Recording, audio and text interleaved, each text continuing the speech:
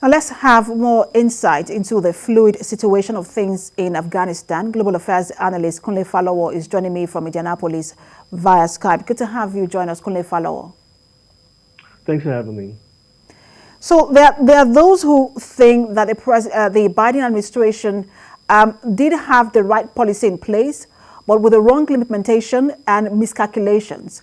But there are also those who think that with all the funding and training of the Afghan forces in the last 20 years, they did not show any level of resistance or willingness to at least resist the Taliban during this onslaught.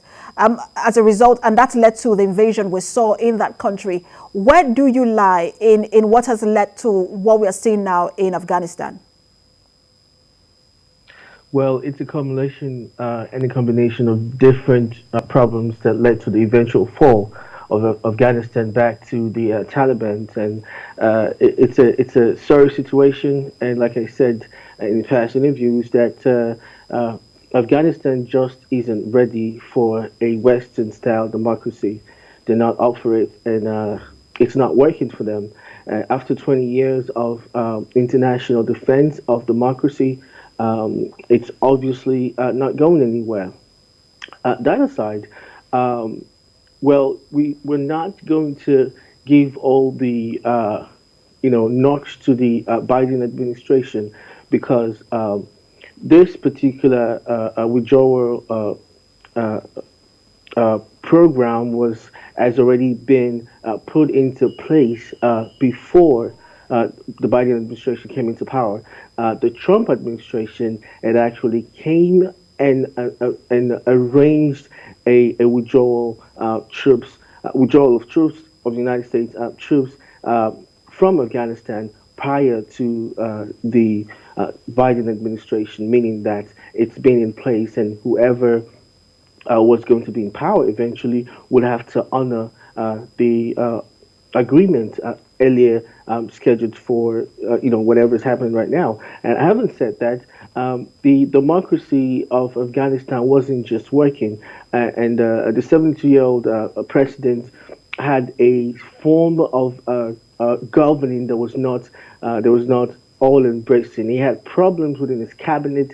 He wasn't.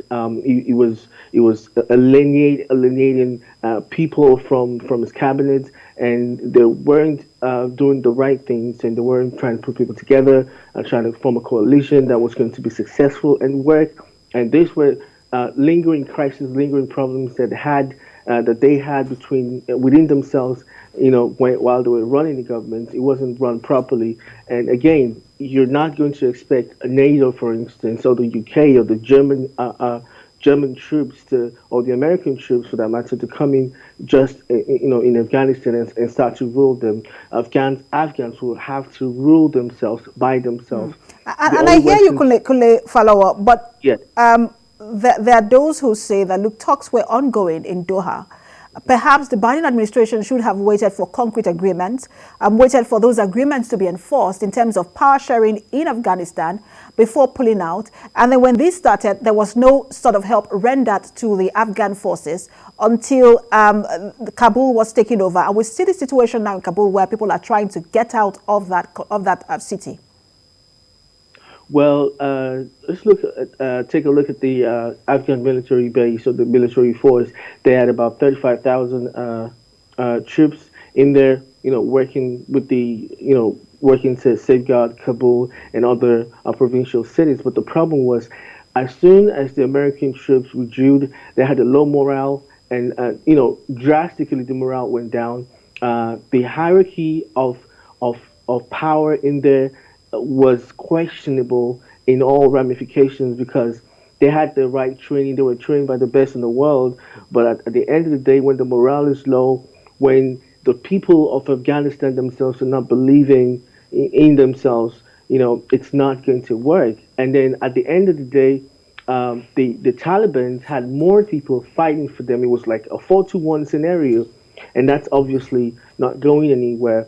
Now, if you look at the Biden administration efforts to try and evacuate people, nationals from the embassy, it was the right thing to do. But the pace at which the Taliban came back and took over all of the municipalities was really something to look into.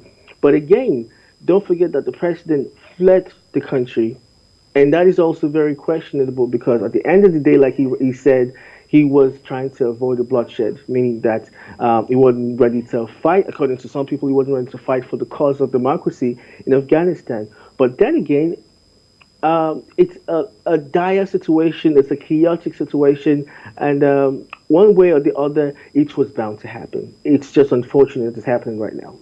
And you mentioned President Ashraf Ghani fleeing that Afghanistan. He, like you rightly noted, he said he did that to avoid bloodshed because the Taliban were coming for him, so he had to leave just to avoid further bloodshed.